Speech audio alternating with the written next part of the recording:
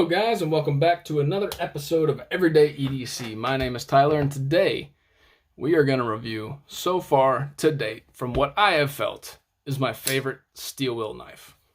This is the Steel Wheel Screamer. So, first and foremost, before I do anything, here's the Bestech Texel. I'm going to just say this before I even get into the review, so turn it off if you don't want to watch afterwards.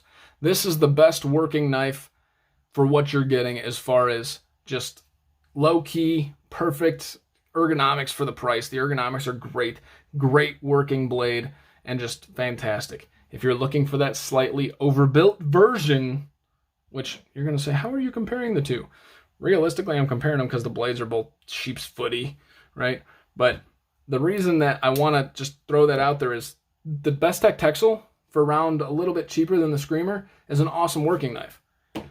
If you want something slightly more overbuilt, slightly more aggressive looking, and an ergonomic just beast, I guess is the best word, but that feels overused. Man, the Screamer is your cup of tea. You want fidget factor? Man, you can do the thumb, you can do the reverse flick, you can do the, everybody says you could do this. I think you could do this with any knife, but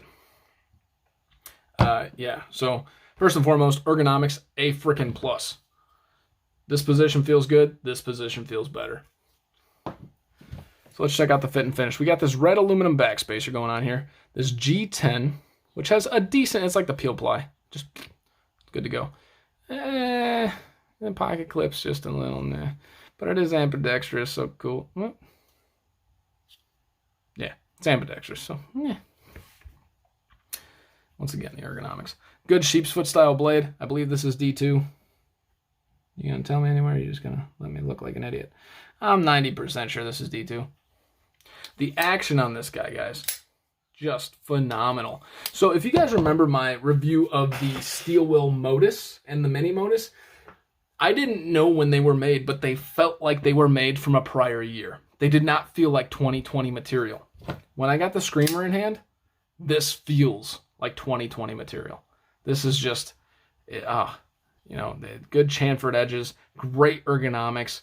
You know, you got this hole in here, not a big deal. I have stuck my finger in there and shut the blade. It does not cut you, but you can feel it, so be wary of that if you got more narrow fingers than I do. Decent jimping. And, the accent with the red's pretty cool. So that's enough about just rambling on about this knife. I carried this for a long period of time, not because I needed to review it any further, but because I genuinely love this knife. Like, part of me was like, yo, Jake, you want to get rid of this knife? But then I'm like, dude, Tyler, you got too many knives. Just let's get into some specs. So the overall weight on the Steel Wheel Screamer, it's not light. It's a 4.76, but remember what I said. If you're looking for an awesome knife that has great ergonomics that feels slightly overbuilt, the Screamer's your guy. Got this awesome dark stonewash finish on there as we're doing this.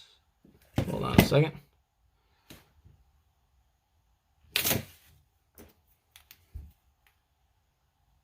You messing with me?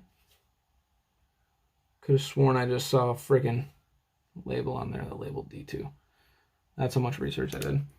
99% sure this is D2. I will update it if it is not. Overall length, coming in at 8 inches. The blade length is coming in at just about 3 1/4, and the overall cutting edge is in between 3 1/4 and 3 inches. Now let's take a look at the blade stock thickness. What? No, get out of there. No. Thank you. All right. Blade stock thickness coming in at about 135 thousandths. Not bad. I'm not mad at 135 thousandths. The behind the edge is just about 20 thousandths there. Let's check a little bit up here to see if they kept the 20 thousandths or if they're growing as it goes up, which I'm struggling to do.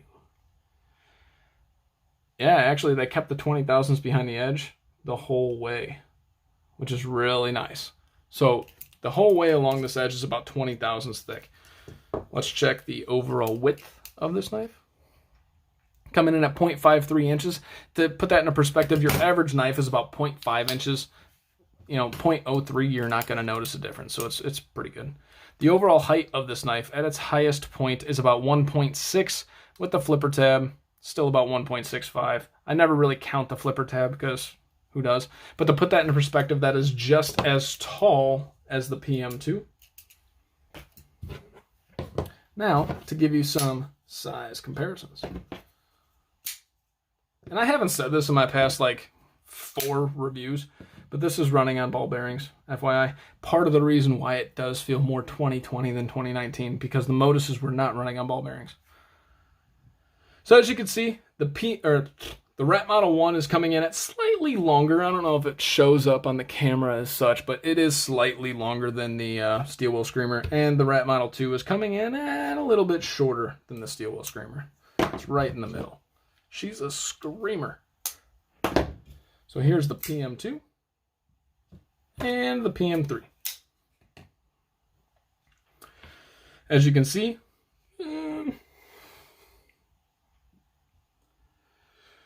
just about the same size as the PM2 with a similar cutting edge and a little bit longer than the PM3. PM2 might be slightly longer. Cutting edge is about the same. Here's your feldspar and your mini feldspar. Looking pretty good. The large feldspar is about the same size. The mini's not. It's a little bit smaller, obviously. Here is your Civivi Odium. And your Civivi Dogma. It's so pretty. I'm scared to use this knife. It's just so gorgeous. I intentionally bought it knowing that I wasn't going to use it, but I love this fuller on it. Let's review the Civivi Dogma with the fuller. So both of these are coming in at slightly shorter than the Steel Wheel Screamer. Well, the Odium's coming in at much shorter. So what are my overall thoughts on this knife? What do I dislike about this knife? The one thing I kind of dislike is this pocket clip. It's just generic. It is what it is. It's not a big deal. It works just fine, but, we all like the deep carries, and the position of it and the look of it's just kind of meh. It does fit your pocket really well, so when you put it in there, it just contours to your pocket, so that's nice. As far as what else I don't like, guys, there's not much. Easy there, killer. Pivot's a T8, body screws are T6. Okay, I don't like the T6. Take it for what you will. What do I like? I like the action, and I like the look. I think it looks really good. What do I love? Oh my goodness. These ergonomics. This is what you get out of an overbuilt knife, guys. You get these overbuilt, awesome ergonomics. The ergonomics on the Steel Wheel Screamer rival that of my Manix 2. When I first put my Manix 2 in hand, I was like, oh, that's how this feels. This thing is fan-frickin-tastic. What else do I love? I love this blade. This is a very interesting sheep's foot, big, just, and its fidget factor is through the roof. The flipper tab, no jimping, but it's perfectly comfortable. See if I can fail it. Yeah, but as you've seen in a couple other videos, I'm actually pretty good at failing knives, whether that's a good thing or a bad thing, whatever. So this is a Steel Wheel Screamer. This thing's coming in at about 63 bucks. And I'm assuming you're getting D2. I would have to, yeah, I'm done. It's right there, D2. So you're getting D2 with an awesome blade, awesome ergonomics, awesome fidget factor. If you want that overbuilt, slightly aggressive looking knife, guys, this is the one for you for that price. Steel Wheel knocked it out of the frickin' park. This was their first knife of 2020, and they really set the tone. And then they came out with the Sedge, and you're like, why? Hey, but, man, this thing is awesome. Awesome, awesome knife. Easily one of my favorites in the price range. This is a 2020 contender for Budget Knife of the Year. Do I think it'll win? I don't know. But does it deserve to be there? For sure. The Steel Wheel Screamer. Thank you guys so much for watching. My name is Tyler. This is Everyday EDC. As I've been plugging in some of my recent videos, 71% of you are not subscribed and you watch the channel. Just know that when I get to 500 subscribers, I'm giving away a ProTech Newport. If you don't want to subscribe for any other reason than that, subscribe. Start coming on in. I do a lot of content. This week's been a little lacking, but we try to keep you guys entertained. Have a great, sharp, safe, everyday EDC kind of day. Thanks for watching, guys.